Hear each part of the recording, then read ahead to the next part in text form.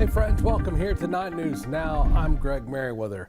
We're going to start here with Governor Jeff Landry. He is catching heat today for sending out over 700,000 letters and using taxpayer money to do it. Now, in the letter, Governor Landry highlights the auto insurance reform passed during the legislative session. These letters ultimately cost the state, or you, $388,000, and lawmakers are now questioning if that was an appropriate use of state funds. The governor's office defended the decision, saying it was important for folks to understand these reforms and how they affect them.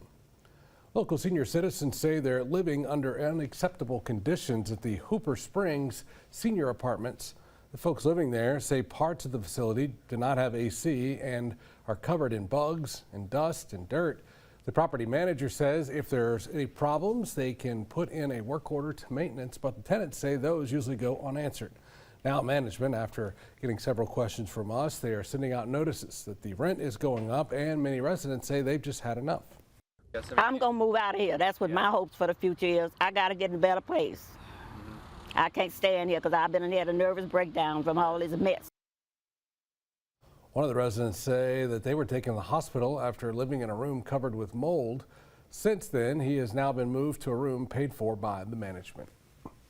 At Plaquemines, plans for an affordable housing development are underway. The New Horizons Development Corporation broke ground on a new set of duplexes for low to moderate income families. Developers say these houses will go for less than $900 a month. They hope to get families moved in by the end of the year. They're also looking to build another affordable apartment complex right next to it. Let's get you to the world of weather now as we round out this week. Already looking toward the weekend. Let's see what Steve has got planned for us. Hey, Steve. Hey, Greg. Yeah, it's kind of more of the afternoon storms, it looks like, in the days ahead. We saw a return of those today. Most of us have dried out. Still some storms kicking mostly east of I-55 and along the coast, but around our area, we largely have gone dry. Live look from our Sky 9 Gordon McKernan camera out over I-10 tonight. The rain helped out a little bit after temperatures climbed into the mid-90s, hit 94 at the airport in Baton Rouge. The rain brought the temperature down, sitting at 76 right now. Winds out of the east at 3. You might have noticed, though, not only were rains back in the area, humidity did rebound as expected today as well. So many spots in the mid to upper 70s. Patterson still at 80, but New Road 76. Hammond checking in at 78. Tomorrow morning should start out mainly dry. Spotty showers primarily along the coast. Mid 70s getting out the door. Nearing 90 at noon. We do have highs in the low 90s tomorrow, and then some scattered storms kicking in, probably bringing the temperatures down just a bit. Here's a look at Futurecast. You'll note at daybreak, few spotty showers, mostly in our coastal parishes. Lunchtime still only showing a few spotty showers, but as we get into the afternoon, somewhat similar today. Scattered showers, a few storms showing up. 6 o'clock still showing a little bit of rain, and then tomorrow night most of that begins to die up. Updating you quickly on the tropics tonight. Dexter moving east-northeast over the open Atlantic. That's not going to bother anybody. A couple other features we are tracking.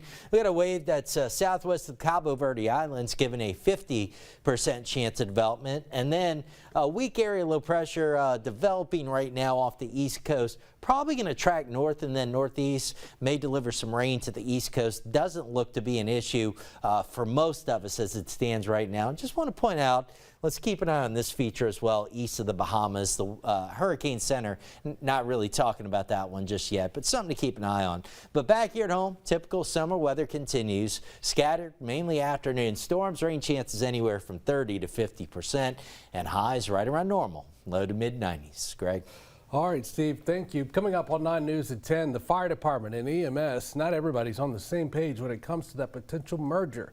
Now, the mayor's office is working, they say, to find a solution. Why do we have to have this? Like, we want support from the mayor, we want support from the city council, but why do we have to have that under the fire department? At the end of the day, if it doesn't happen, nothing changes. If it does happen, I think there's tremendous upsides to it for the parish and for the employees that work at Baton Rouge Fire Department and EMS. You'll hear more from all sides as well as the mayor's office tonight at 10. I'll see you back here then. Good night.